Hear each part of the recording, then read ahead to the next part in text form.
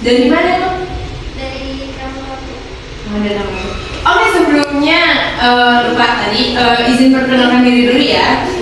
Nama saya itu Aska Manggarani, ada ya, biasa dipanggil Tani. Nah, asal saya itu dari sini-sini aja teman-teman, dari Serang Kota. Terus juga sekarang saya lagi menempuh di semester 6 gitu. Oke, karena saya udah perkenalkan diri, kan ada pepatah kenal kata sayang. Nah, saya juga mau kenal sama temen-temen nih. Dari yang peduli dulu siapa namanya, terus juga sekarang di semester berapa, terus rumahnya di mana? Boleh mulai. Oke, baik, langsung saja. Perkenalkan, nama saya Fadla Turizki, dipanggilnya Fadla. Saya sekarang semester 2, alamat saya dari Cilegon. Oh, Cilegon. Di sini ngekos. Mondok. Oh, mondok. Mondoknya di mana? Di RA. Oh, di RA. Iya. Sebelahnya boleh. Perkenalkan Kak, saya Siti Nur Aisyah, biasa dipanggil Ais, semester 2, asalnya dari Waringin Kurung. Ngekos di sini atau pondok juga sama kayak Bolak-balik. Oh, bolak-balik. Keren sih. Sebelahnya boleh. Baik, perkenalkan, nama saya Clara Nova, asal dari Kerabat Batu, PP juga sama. PP. Iya. Boleh tahu nggak alasan nggak ngekosnya kenapa? Karena Mulai dari iya. Siapa namanya? Vira. karena emang belum dibolehin, terus juga masih belum berani gitu kalau kos, jadi kan takut gimana gitu, jadi dia nggak nanti dulu. Oke. Kalau Kak Aisnya? Kalau dari saya, orang tuanya juga nggak ngomong, nggak disuruh ngekos, kayaknya takutan nggak ada duitnya, jadi udah PP aja nggak apa-apa. Kalau ngekos juga kadang risih gitu. Iya sih. Kalau PP itu ada enak gak enaknya sebenarnya. Iya. Soalnya kan teman tadi juga ada, maksudnya yang PP kadang kalau semisal MK-nya nggak jelas atau digantungan itu anak PP suka kayak berangkat nggak ya, berangkat nggak ya. Iya kayak gitu bikin kesel banget. Iya, itu kan bikin mood nggak bagus ya. Kalau semisal udah nunggu terus kayak hamin-hamin berapa menit tiba-tiba dosennya jawab masuk kan itu bikin gedebak-gedebuk ya kan, walaupun misal tadi juga kan ngekos ya, walaupun sebagai anak kosan yang ngekosnya di sekitaran UI juga kadang suka sebel sama dosen. Jadi wajar ya. Oke, di sini tadi itu teman-teman kebetulan dapat tugas ya. Jadi di semester 6 itu ada tugas yang namanya public speaking. Pasti udah tahu kan public speaking itu ngapain? Iya. Ngomong di depan orang gitu kan. Tapi sebenarnya deg-degan juga nih ngomong sama teman-teman, walaupun sebenarnya ngobrolnya santai ya. Kita paling bakal ngebahas tentang ini legenda pantai Cikarang Borong. Sebelum masuk ke materinya ya kita share-share aja, apalagi kan sekarang baru semester berapa? 2 ya? Mau ke semester 3. Iya. Nah, pengen tahu nih, menurut kalian sejauh ini, berarti kan udah 1 tahun ya Dewi? Iya. Nah, pelajaran apa sih yang udah kalian dapat selama 2 semester ini? Mulai dari Kak Fadlianya? Dari Kafira dulu lah. Kamila dulu apa Fadla? Kafira dulu. Kafira dulu. Ayo, ditungguin dari siapa dulu? Kafira. Oke, dari Kafila dulu. Saya dulu deh. Boleh Kak Ais dulu. Kalau saya dapat dari 1 tahun di UIN ini, itu bisa berani mencoba berani ngomong di depan teman-teman, terus disiplin waktu juga. Kalau untuk mata kuliahnya ada kayak diterapin dalam kehidupan sehari-hari. Kalau dari MK-nya nih, kan ada di situ di semester 1, semester 2 itu kan baru pengantar-pengantar ya. Iya. Baru pengenalan. Kalau di BKI, ini BKI kan jurusannya. Iya. Kalau di BKI ini ada pengantar psikologi, pengantar apalagi itu ya. Saya juga lupa sebenarnya ada sosiologi tentang hubungan sesama manusia gitu kan. Nah, itu pelajaran apa yang bisa diterapkan dalam kehidupan Ais yang sebelumnya tuh gak dapat gitu? Apa ya?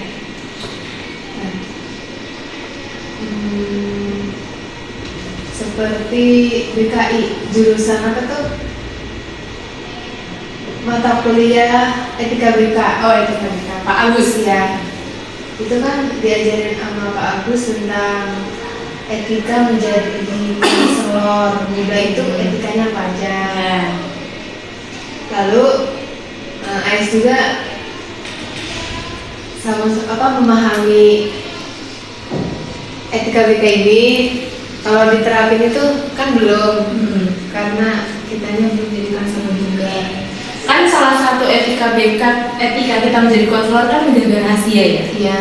Nah itu kan pasti kalau misal ada teman cerita, Iya. itu kan salah satu penerapannya ya. Kayak kita nggak boleh sharing cerita teman kita ke teman yang lain gitu. Kalau emang dia tidak bersedia.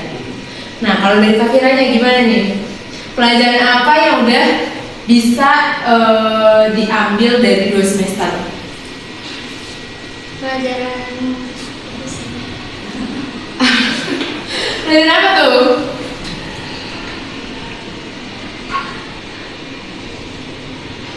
Pelajaran apa kan banyak, kayak atau jadi lebih tahu karakter orang, karena kan kalau di SMA kan lingkupnya masih dekat-dekat ya. Kalau di kampus kan lingkupnya udah beda-beda ini kan, kayak kota atau desa gitu kan, atau kayak gitu.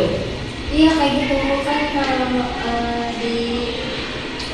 di SMA sama di perkuliahan kan beda gitu kan. Iya. Tapi jujur pas emang waktu lagi nyoba-nyoba kayak gini tuh kaget gitu tuh. Jadinya belum memahami semuanya gitu tuh. Iya. Masih adaptasi gitu ya sama Iya, dunia masih kuliah. adaptasi. Oke, kalau Kak Karlene? Kalau saya sih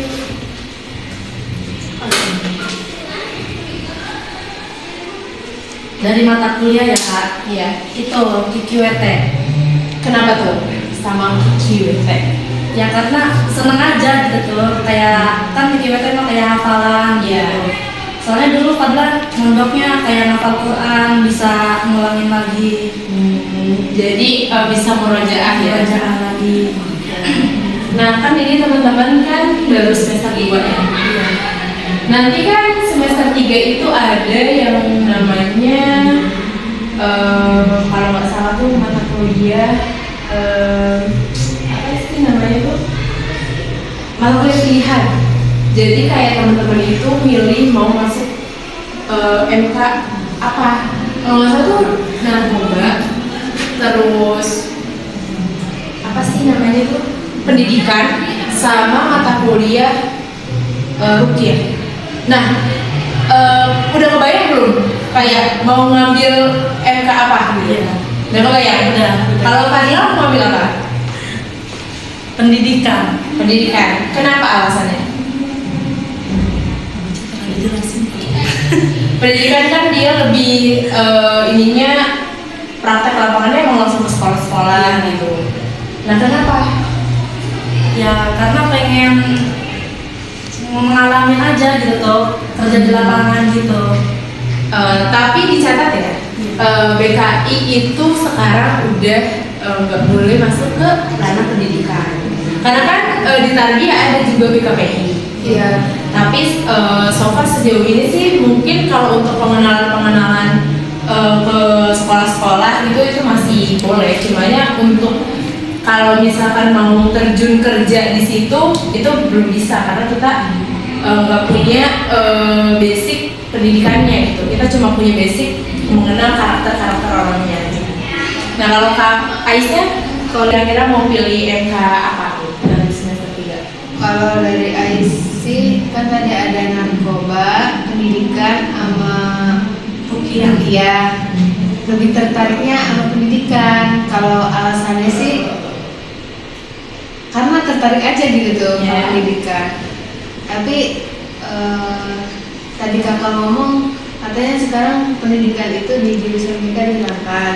Jadi masih mikir-mikir nih antara narkoba sama ruqyah. Kayaknya sih ruqyah. Tapi kemungkinan besar pendidikan juga mau. Iya. Gak apa-apa sih, pengalaman gitu. Kalau Kak Firanya nih, Di antara ketiga itu, Pira sih mau ngambilnya pendidikan karena Pira mah kalau misalkan belajar itu lebih nangkapnya ke apa ya, langsung gitu tuh kata di lapangan gitu. Jadi lebihnya nangkep ke situ. Terus tadi yang disampaikan sama kakak itu kan narkoba sama rupiah. Kira belum tahu emang narkoba itu nanti kayak gimana gitu. Kalau narkoba sendiri ya, karena Rani ngambil narkoba itu dia cuma teori aja, nggak ada praktek lapangannya. Tapi nggak tahu ya kalau nanti di semester 3 kalian itu berubah apa enggak ininya, apa sistem mengajarnya beliaunya itu. Kalau Rani semester 3 kemarin itu cuma teori, jadi ya udah tentang kayak narkoba itu apa, terus jenis-jenis narkoba itu apa, jadi nggak langsung praktek lapangan itu. Karena praktek lapangan nanti di PPL semester 5. Berarti kebanyakan dari kalian gaya belajarnya tuh praktek langsung ya? Iya. Sih. Soalnya emang praktek langsung tuh bikin langsung ingat ke otak sih. Soalnya kan kalau misal kan gaya belajar itu ada 3 ya. Ada kinestetik, ada auditori, sama visual. Nah kalau visual itu belajarnya kayak baca gitu. Kalau auditor itu mendengarkan. Ada nggak di sini yang kayak mendengarkan juga bisa masuk tuh? Kayak dengerin bisa. Kayak denger musik deh. Kan ada orang denger musik tuh langsung tiba-tiba dengerin berapa menit hafal gitu. Iya. Nah itu juga tergantung kayak materi yang didengarnya ya. Nah, kalau boleh Kadla mau tanya apa? Itu Kak, yang rupiah itu maksudnya gimana ya? Oh, kalau rukyah, kalau Rani dari temen Rani ya, yang ngambil rukyah itu dia ada prakteknya. Prakteknya. Tapi ya. Iya, tapi gini nih, jadi mereka tuh belajar materi, terus nanti prakteknya tuh bukan praktek yang mereka yang jadi perukyah, bukan, tapi praktek lapangan kayak wawancara yang orang yang suka rukyahnya, kayak gimana sih cara rukyah tuh ada lapangannya enggak, terus juga efektif enggak gitu cara rukyah ini buat ngobatin. Kan di bimbingan konseling kan belajar kayak tentang kesehatan mental gitu kan. Kayak contohnya paling simpelnya tuh kayak stres emang ada orang stres di rukyah kan enggak. Paling rukyahnya tuh kayak disuruh apa ya, kayak disuruh banyak istighfar. Iya, yang kayak gitu. Soalnya tuh kalau semakin naik semester ya itu semakin main dosennya. Soalnya Rani sendiri ada kan MK kesehatan mental.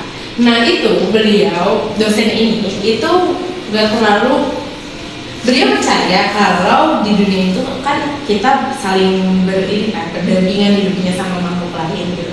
Cuma kalau untuk urusan kayak kesurupan, urusan spiritual gitu beliau kurang percaya. Kayak semisal ada kan orang, tahu gak skizofrenia? Enggak, skizofrenia itu kayak orang gila yang nanti ini jadi orang gila gitu kalau di jalan-jalan.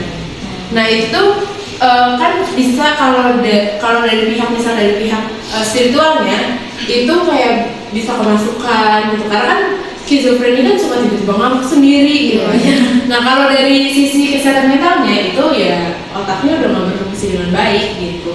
Jadi semakin Rani sendiri ya yang Rani bisa ambil dari perkuliahan selama 6 semester ini, kayak nggak bisa kita tuh langsung menjudge oh dia kesurupan gitu. Bisa jadi dia ada tekanan mental di dalam tubuh dia karena trauma masa lalu, atau emang karena hari ini lagi nggak mau tiba-tiba kayak gampang marah, sensitif gitu kan.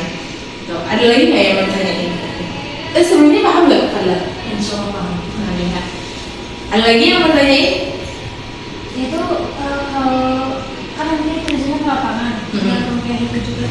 Itu nanti bakal wawancaranya ke orang yang bisa ngertiin itu apa kayak yang lain juga gitu? Yang tentunya bisa rutin sih. Soalnya kan ada, apalagi kayak di lingkungan kita lah, kayak di lingkungan rumah gitu, ada ustadz. Bisa kayak biasa kita panggil kan ustadz gitu, beliau gitu. Tapi nggak bisa gitu, itu nggak bisa diwawancara. Karena kan apa yang mau diwawancara kalau mereka nggak pernah kayak meruqyah orang gitu. Tapi di lingkungan kalian banyak gak yang kayak ustadz-ustadznya itu bisa gitu? Atau emang ada ya sekadar ustadz kayak ngajar-ngaji aja gitu? Ada. Berarti udah pernah ada kasus dong? Kasus mah belum sih. Ya aku pernah ada kasus kayak gitu. Kasus kesurupan? Iya. Atau kayak kena Kayak masukan gitu. Oh, Terus dibilang belakangnya itu bolong gitu. Tapi nggak tahu ya itu tuh apa, nggak paham. tapi emang kalau dilogikakan nggak masuk sih. Iya. Soalnya tadi pernah nonton, tahu dokter forensik kan? Dokter forensik tuh dokter yang selalu kayak misal ada pembunuhan. Nah, itu dicari tuh apa sih kayak tes DNA-nya. Misal kayak ada pembunuhan pakai pisau nih. Nah, pisaunya kan dicek ada sidik jari siapa. Oh. Itu dokter forensik. Nah, apa sih tadi pertanyaannya? Kalau di itu bakal wawancarainya ke si yang bisa ngerukyah ini doang apa bukan? Oh, itu bukan. Cuma yang tadi yang nggak bisa dilogikakan itu. Yang tadi belakangnya bolong. Iya, itu kan nggak bisa dilogikakan. Tapi emang ada gitu kayak dokter forensik ini yang pernah nonton, dia tiba-tiba kayak pas ngeronsen tubuh si jenazahnya ini suka kayak tiba-tiba ada apa paku gitu. Itu kan kalau dipikir secara logika nggak masuk ya. Iya. Tapi emang ada sebenarnya gitu. Cumanya ya semoga sih nggak terjadi sama kita semua ya. Karena teman-teman kita kan akan bahas terkait legenda pantai Karangbolong di Serang, Banten. Sebenarnya kan pantai di Serang tuh banyak banget ya, terutama di pesisir sana. Pesisir apa nih? Barat atau timur lagi ya kan? Ada yang kalian tahu ada apa sih? Kan ada Tanjung Lesung, terus pantai Pasir Putih, terus Kucing, Meong, Pantai Meong. Iya. oh ada Meong, Meong ada. Yang lain tuh pantai Sarita, Iya. Pantai Anyer, terus pantai apa sih yang ada kafenya tuh ya? Karangpukul, Tepian. Banyak banget itu ternyata. Cuma dari teman-teman ada nggak ke pantai apa sih yang paling sering referensinya tuh lebih banyak dibanding pantai-pantai yang lainnya? Kalau kayak misalnya berkeluarga gitu. Florida. Iya. Gimana gambarin dong Florida tuh kayak gimana pantainya? Ya luas gitu kan, cuma kalau misalkan di Florida itu lebih enak sama keluarga mah karena banyak saung-saungnya gitu, terus juga banyak banyak pepohonan, jadi bisa beraktivitas gitu di situ. Kalau Kak Aisnya ada cerita nggak?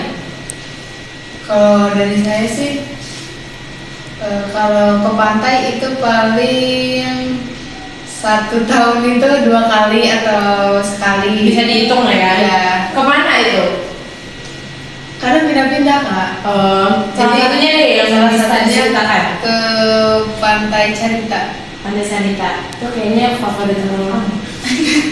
Selalu kami Pantai Sarita tuh kenapa di Pantai Sarita? Karena nggak ada karangnya, nggak ada karang-karang. Oh, kalau di sana nggak ada karangnya. Iya. Jadi nggak bahaya ya? Iya. Kalau misal kayak ada anak bawa anak kecil gitu.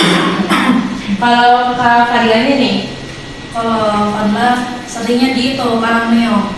Karangnya itu daerah mana sih? Lebih tepatnya di mana ya?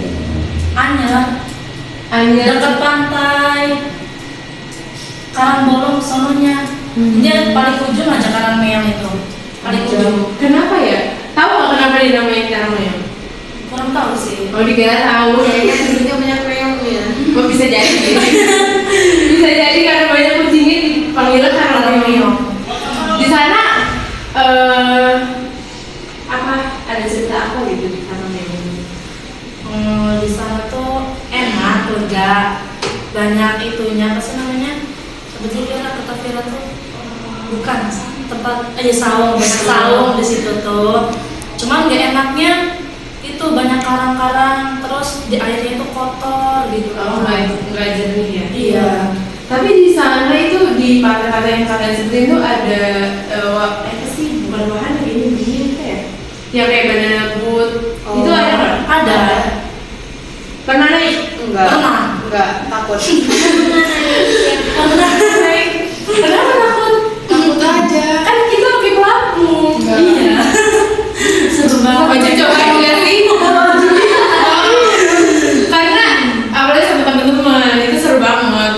Karena kan kita pakai pelampung nggak bakal tenggelam ya. Iya, nggak bakal. Nggak bakal. Terus selain banana boat ada apa aja wahananya? Kayak naik perahunya deh, kayak yang keliling dijajah keliling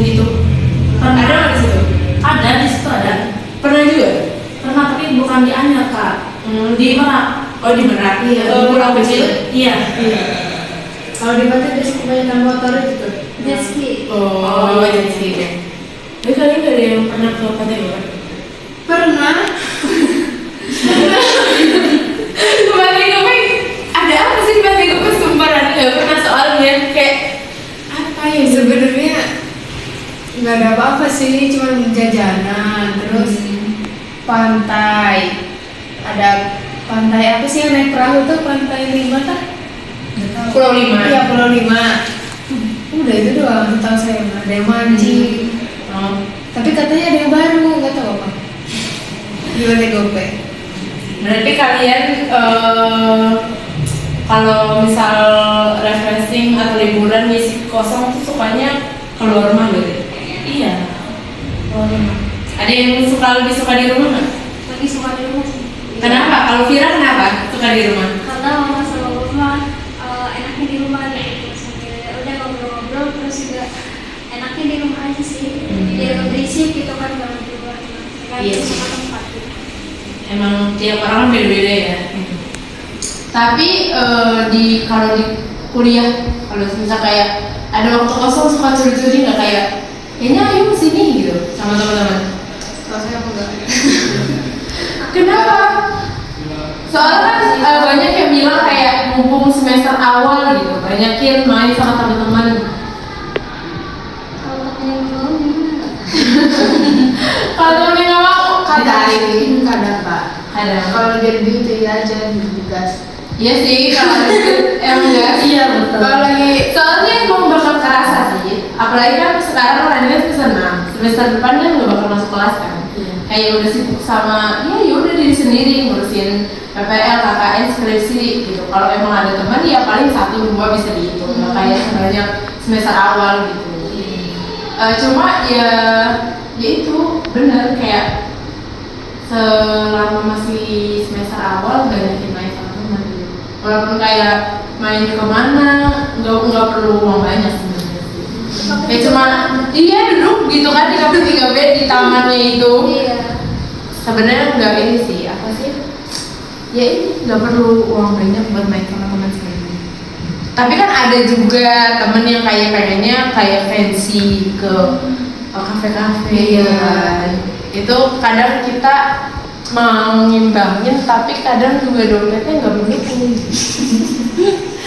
Tapi kan temen kan ada temen yang kayak baik gitu kan, kayak yaudah nanti dibayarin gitu. Ada juga yang kayak kitanya nggak jadi aja gitu. Lah ya dunia perkuliahan. Ada narkoba, ada pendidikan sama rupiah. Nah nanti di semester 4 itu ada film, terus dakwah, sama satu lagi itu entrepreneur. Jadi kalau nggak salah, terus semester 5-nya itu, apa mulai dari semester 4 ya? Bukan semester 3? 4 nih. Kayaknya 4 deh. Ya 4, buka matanya. Semester 5 itu entrepreneur itu dosennya dari Syariah. Nah, konon katanya kalau kamu berani dan berani cerita berani ngambil entrepreneur itu sangat-sangat tidak rekomendasi karena belajar juga yang di luar. Kalau film ya itu sama Pak Adi bikin film pasti tugas akhirnya bikin film sih. Dan tiap minggu bikin learning journal. Jadi Rani dari semester 4 dari semester 5 sampai sekarang itu YouTube-nya isinya learning journal semua tugasnya. Terus nanti udah, tapi juga enaknya kalau ngambil film itu nanti pas public speaking itu kita nggak nanya-nanya lagi tugas Pak Adi kayak gimana, karena kita udah tahu di FK filmnya Pak Adi itu kayak gimana gitu, tipe yang kayak gimana lah dosennya gitu. Nah kalau dakwah itu ceramah ke ibu pengajian. Kita tanya nanti ya. Iya, kayak nanti tugas akhirnya tuh bikin video ceramah gitu. Kalau yang suka bersosialisasi dengan para ibu-ibu atau wanita itu kan juga. Terus kalau entrepreneur cuma teori doang. Entrepreneur kan kayak pengusaha gitu kan, gimana caranya jadi pengusaha terus kayak apa aja ininya sih, intinya mah apa aja yang perlu disiapkan gitu kalau mau jadi pengusaha. Menurut Rani yang paling enak sih film sih, soalnya dia ada prakteknya juga. Kalau kan nanti bikin film terus jadi apalagi kan sekarang kerja kan apa-apa kita harus bisa ngedit. Iya. Kalau nggak bisa ngedit kayak yang ketinggalan zaman banget gitu. Iya, soalnya juga Pak Adi penilaiannya gitu, kayak kalau di Eva Film beliau tuh nilainya dari sisi editingnya. Nah kalau public speaking dari artikulasi kita ngomong sama editingnya juga. Jadi editingnya turun berapa persen lah gitu dibandingkan film. Kalau film benar-benar editingnya harus bagus, karena kan judul aja film gitu kan. Gimana caranya kita untuk mengajak orang itu mau nonton video kita gitu. Terus selain BK kan nantinya bakal ada yang pilihnya. Gimana sih? Jadi kan di BK, nanti kan di dalam BK-nya itu ada yang pemilihan. Iya. Tapi selain itu tuh masih bareng-bareng kan? Masih, jadi cuma itu aja satu MK aja yang nggak baru gitu. Iya, gabung sama kelas lain gitu. Oh, Ini misalkan saya ngambilnya dakwah kamu film, saya masuknya ya sama yang ngambil film, Ngambil dakwah. Iya, film jadi bukan Iya, jadi ya ini lagi berbaulan sama Iya. Seru. Tapi ya itu kalau film tuh resikonya ya harus penyimpanan HP-nya harus iya betul. harus mati longgar dulu. Soalnya tadi juga ngedit film tuh sampai subuh ganti-gantian. Ini misal hari ini tayangannya, pengumpulan dan tayangannya.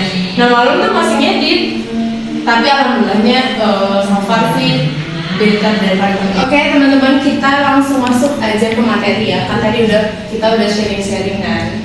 Nah ini ada letak geografis Pantai Karangbolong.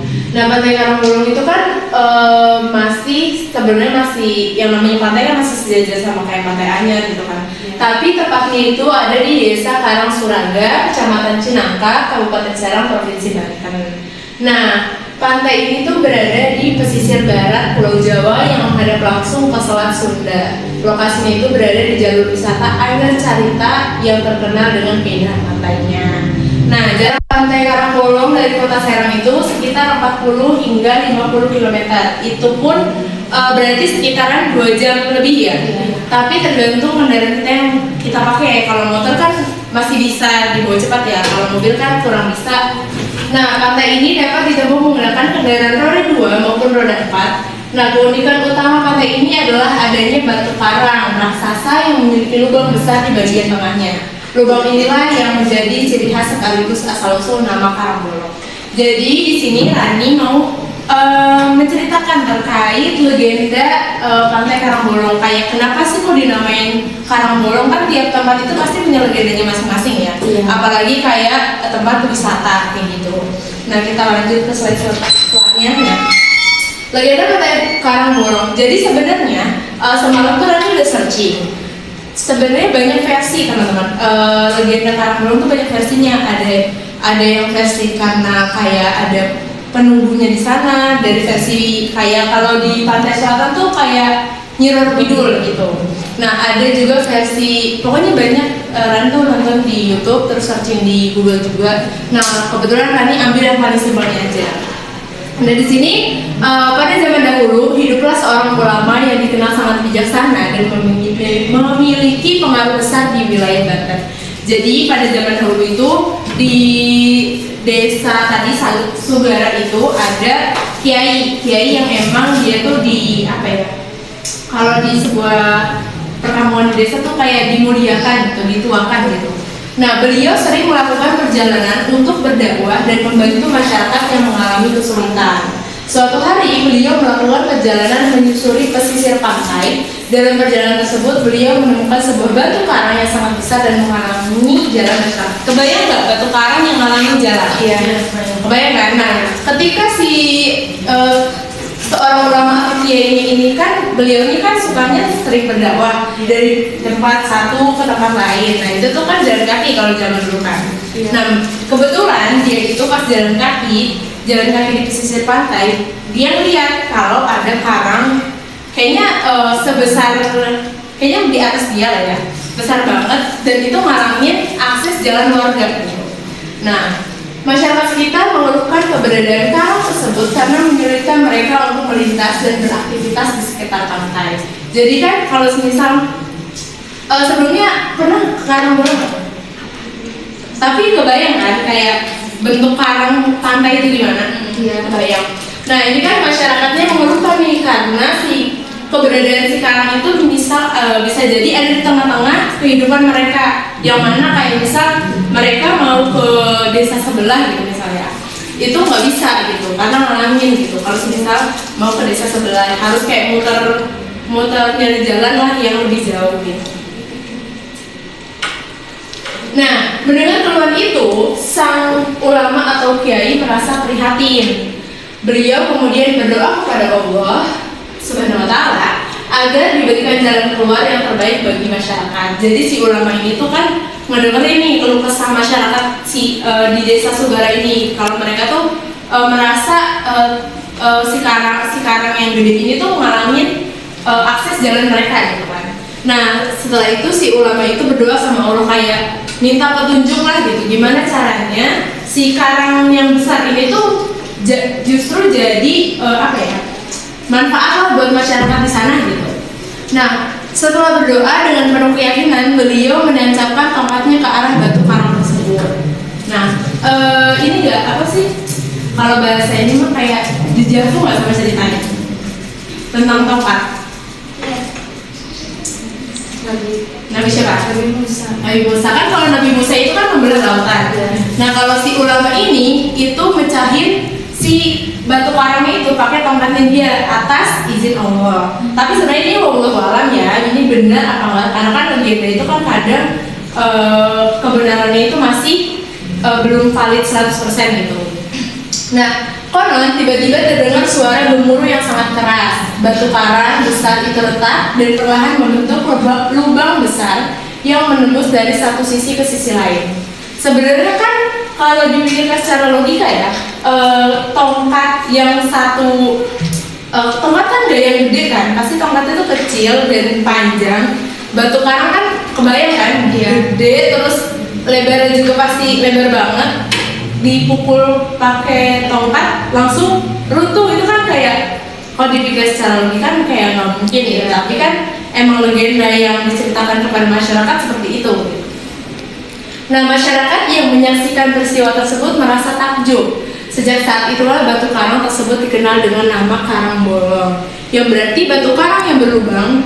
Cerita ini kemudian diwariskan secara turun-temurun hingga menjadi legenda yang terkenal di kalangan masyarakat Banten. Sebelumnya ini pertama kali baru tahu atau udah tahu sebelumnya dari mulut ke mulut gitu? Dari kalian? Baru pertama? Nah sebenarnya juga ini nggak bisa jadi referensi ya teman-teman. Soalnya banyak banget legenda cerita tentang Pantai Karang Bolong ini. Jadi kayak ini sebagai apa ya namanya? Ya udah sebagai dongeng cerita aja gitu. Bisa kalian ambil referensi lain. Nah, penjelasan secara ilmiah juga ada. Karena kan tadi kalau di zaman sekarang kan kalau di logika kan nggak bakal masuk ya. Kayak karang sebesar itu bisa hancur karena satu tongkat gitu. Nah, jika legenda yang menjelaskan bahwa lubang tersebut terbentuk karena kesaktian seorang ulama, maka ilmu pengetahuan memberikan penjelasan yang berbeda. Nah, menurut ilmu geologi, lubang pada batu karang terbentuk akibat proses abrasi. Proses abrasi tahu? Proses abrasi itu proses di mana air laut itu apa ya namanya tuh dari surut ke pasang. Itu makanya sering kan kalau pencegahan abrasi itu menggunakan pohon apa sih ya namanya? Pokoknya nanemin pohon aja di pinggir-pinggir pantai biar nggak merusak ekosistem yang ada di darat gitu. Nah, abrasi adalah pengikisan batuan oleh ombak laut yang terjadi secara terus-menerus selama ribuan tahun. Makanya karang itu kan bentuknya nggak rapi gitu. Karena kan dia sering ditabrak sama ombak-ombak gitu kan. Pernah dengar kan batu makin lama kalau semisal ditetesin air itu bakal jadi batu. Itu sifatnya batu karang sama. Nah, gelombang laut yang menghantam batu karang perlahan-lahan mengikis bagian yang lebih lemah hingga akhirnya membentuk lubang besar seperti yang dapat kita lihat saat ini. Dengan demikian, legenda dan ilmu pengetahuan dapat dipahami sebagai dua cara berbeda dalam menjelaskan fenomena alam. Kebayang nggak? Kebayang? Ya. Juga ada relevansi dengan kehidupan saat ini. Di era modern ini, teknologi berkembang sangat pesat. Namun demikian, kita tidak boleh melupakan budaya dan cerita rakyat yang menjadi bagian dari jati diri bangsa. Melalui cerita rakyat seperti legenda Karangbolong, kita dapat belajar mengenai sejarah daerah, nilai kehidupan dan pentingnya menjaga warisan budaya. Selain itu, tempat wisata seperti Pantai Karangbolong juga berpotensi meningkatkan perekonomian masyarakat melalui sektor pariwisata. Oleh karena itu, menjaga kebersihan dan kelestarian lingkungan pantai merupakan tanggung jawab bersama. Jadi maksud dari sini teman-teman, walaupun kita berada di era yang teknologinya sangat berkembang pesat, kita juga jangan melupakan cerita-cerita rakyat yang ada di daerah kita. Soalnya kan zaman sekarang kan kayak anak apa ya? Sekarang tuh Gen Alpha ya. Nah, Gen Alpha itu kan di lingkungan kalian lah simpelnya itu masih ada nggak yang main sepeda, terus main benteng-bentengan, itu masih ada nggak? Udah nggak ada? Udah pada mainnya main HP ya? Iya, betul. Main Roblox, Iya. main FF, Mobile Legend, Iya. intinya main sama HP. Iya, benar.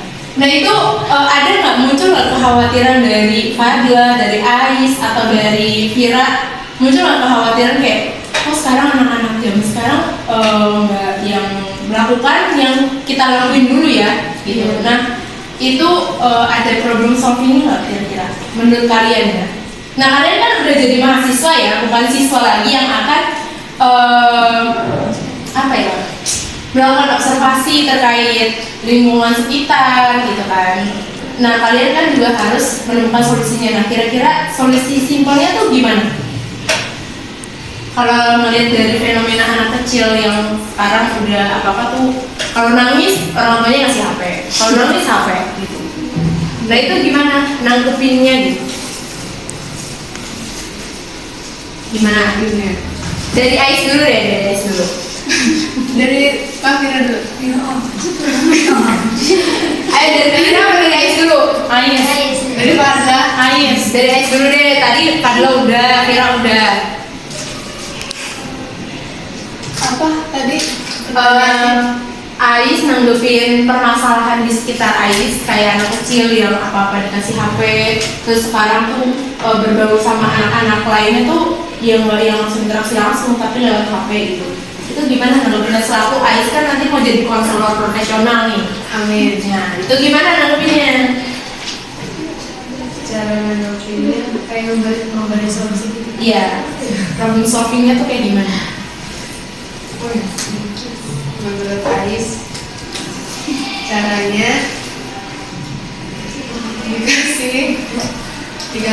dikasih nasihat. Siapanya? Anaknya atau orang tuanya? Anaknya. Kalau udah dikasih nasihat tapi tetap orang tuanya ngasih gimana dong? Kan anaknya doang guys yang nasihatin. Orang tuanya nggak dinasihatin sama Ais. Nah gimana?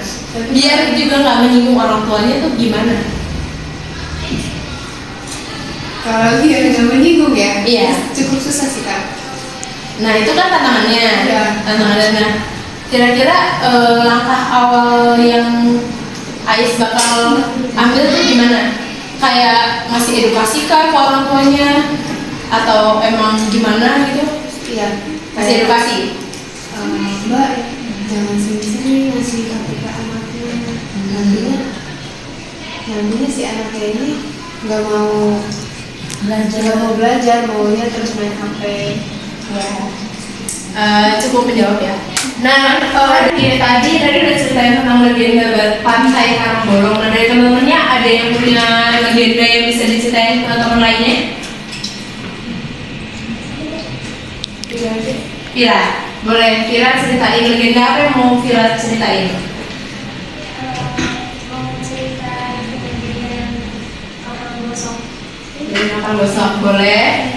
Itu tuh, tapi setahu Firama kan dulunya ada seorang ibu sama anak gitu kan. Terus si anaknya ibunya ini nyuruh anaknya buat beli daging. Terus pas mau ke pasar di tengah-tengah motor itu karena emang nggak dapet aja dagingnya, udah bolak-balik ke pasar nggak dapet, akhirnya kan si anaknya bawa anjing peliharaan ibunya. Habis itu nggak dapet si dagingnya. Terus dia mikirnya kayak gini, udah gitu tuh nggak ada pilihan lain, saya bunuh anjing ini aja, kata kayak gitu. Udah kayak gitu dibawa pulang. Habis itu ibunya marah besar, ngusir anaknya. Udah ngusir anaknya itu, ibunya ngerasa sendirian gitu, ngerasa kesepian, gak ada temennya gitu kan. Terus dia minta ke siapa gitu ya, minta pengen diawetin gitu tuh, pengen awet kuda. Habis itu iya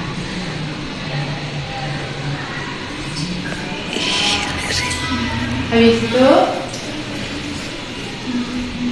ibunya datang ke kayak orang pintar gitu buat jadi muda. iya udah gitu, udah diubah katanya, udah diubah jadi udah beneran saya udah kayak muda gitu, udah muda lagi.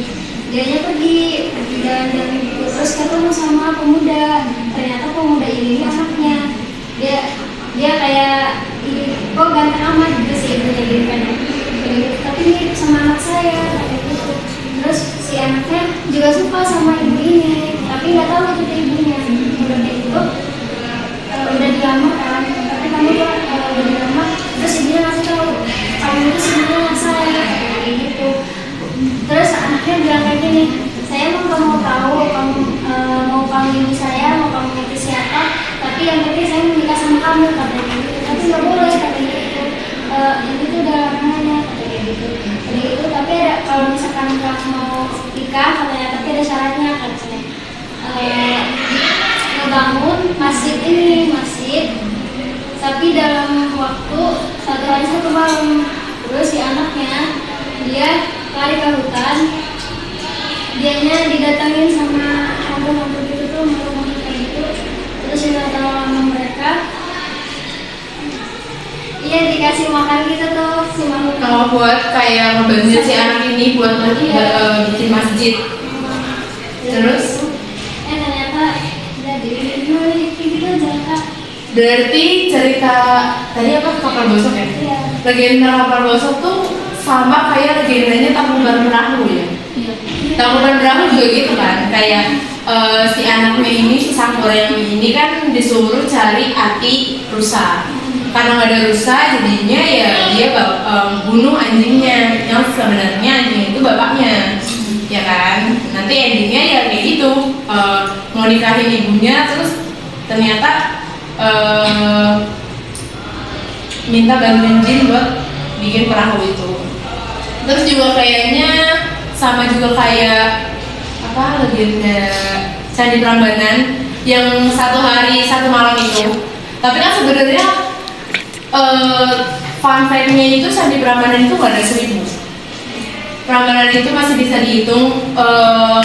Kalau yang kalian pernah dengar ya dari apa sih namanya, kan kalau di tempat wisata itu ada tour guide-nya gitu kan. Nah itu dia cuma ada di sekitaran 800 mau ke 900. Itu nggak ada 1000, dan ya sebenarnya dibentuknya sama manusia, bukan sama jin gitu. Yang namanya legenda kan sebenarnya itu cuma ya apa ya, bukan muat tidur sih. Kalau muat tidur kan mimpi ya. Kalau legenda tuh identik lebih kayak ke dongeng aja sih, biar kayak si tempat itu punya cerita gitu. Kan kalau misalkan cuma cerita, oh ini dong sama manusia, itu kan gak menarik ya. Kalau legenda kan pasti ada apa ya, ada cerita yang menarik gitu untuk diceritakan ke anak cucu nanti gitu teman-teman. Oke teman-teman, karena udah selesai pembahasan terkait legenda Pantai Karangbolong, sebelumnya sampai sini udah paham kan? Nggak ada yang mau tanya lagi? Insya Allah cukup. Nah pesan tadi cuma 1 sebenarnya. Kalian kan baru semester 2 ya? Semester 2 masih lama ya kan di sini gitu kan? perbanyak pengalaman, terus juga fokus sama akademik juga, karena kalau semisal nggak fokus sama akademik itu nanti susah di akhirnya, karena kan apalagi tadi yang udah disebutin sama Rani MKM pendidikan itu harus lulus ya. Sebenarnya kalau di mau ke PPL atau KKN itu ada mata kuliah yang harus lulus, wajib lulus. Kalau kalian ada satu yang nggak lulus, itu kalian nggak bisa ikut PPL atau KKN. Salah satunya tuh ada MK-nya itu Pak Yogi dan Bu Mala sama Bu Windy. Itu 3 dosen itu yang mata kuliahnya wajib lulus, dan itu mata kuliahnya emang mencakup bimbingan konseling sih, kayak asesmen, terus kayak itu bimbingan kelompok, teknik-teknik konseling itu gimana gitu kan. Soalnya kan di konseling itu kan ada individu, ada kelompok, itu kan beda ininya apa tahap-tahapannya gitu. Terima kasih sebelumnya udah mau jadi audiens, karena kan pasti kalian juga lapar ya. Sangat mengganggu apa ya waktu istirahatnya gitu, walaupun sebenarnya kalian ada waktu senggang gitu. Semoga di semester depan kalian ada perkembangan. Pasti kalian ngerasain ada perkembangan walaupun dikit kan, kayak yang tadinya semisal di SMA-nya kayak gimana, terus masuk kuliah walaupun ada culture shock-nya dikit itu gimana gitu kan.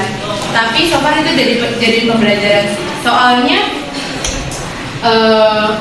apa ya, nanti di semester 7 ya cuma diri kita sendiri sih yang bisa nolongin kita. Soalnya di semester 7 kan tinggal ngurusin PPL, KKN, skripsi. Itu pun skripsinya kalau semoga dipenuhi. Amin. Mungkin itu aja. Sekali lagi terima kasih. Maaf kalau semisal pembawaannya masih apa ya, masih berantakan karena juga Rani masih belajar ya. Rani ucapin Assalamualaikum warahmatullahi wabarakatuh.